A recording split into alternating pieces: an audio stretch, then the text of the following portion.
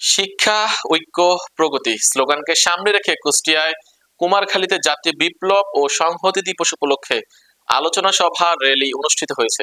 বিস্তারিত থাকছে M A Shahin হোসেনের প্রতিবেদনে। কুমারখালী বাংলাদেশ জাতীয়তাবাদী ছাত্র দলের আয়োজনে এই সভা অনুষ্ঠিত হয়।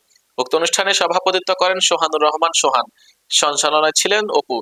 প্রধান অতিথি ছিলেন কুষ্টিয়া ৪ আসনের মনোনীত প্রার্থী সৈয়দ মেহেদী আহমেদ রুমি। প্রধান বক্তা ছিলেন মুজাক্কির রহমান রাব্বি।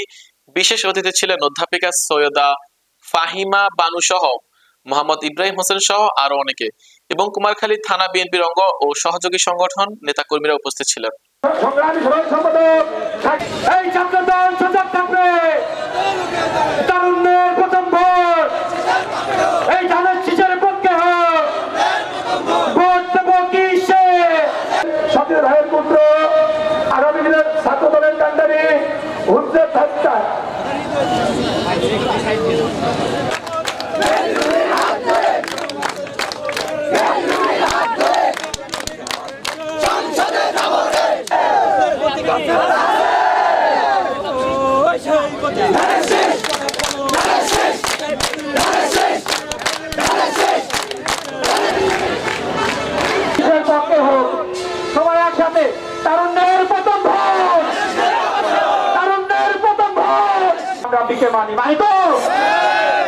আমরা কিন্তু রাজপথে ছিলাম মুজাক্কির রহমান রাব্বির নেতৃত্বে, অন্য কারোর নেতৃত্বে না।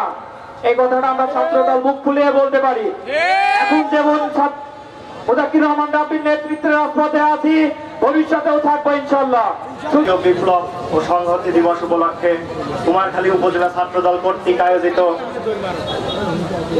ছাত্র সমাবেশ উপলক্ষে আমরা খোকসা উপজেলা ছাত্রদল, পৌর ছাত্রদল এবং কলেজ ছাত্রদল উপস্থিত হয়েছি। আজকের প্রোগ্রামের প্রধান অতিথি কুষ্টিয়া জেলা বিএনপির সাবেক সভাপতি, সাবেক বারবার নির্বাচিত সংসদ সদস্য সৈয়দ মেহেদী আহমেদ রুমি চাচা। এখানে ছোট ছোট ছেলেরা যে কদিন বন্দুকের গুণের সামনে দাঁড়িয়ে আছে, সে কদিন আপনি রাজপথে দলীয় মিছিল করেন নাই। বড় বড় কথা বলার সাহস রাখবেন না।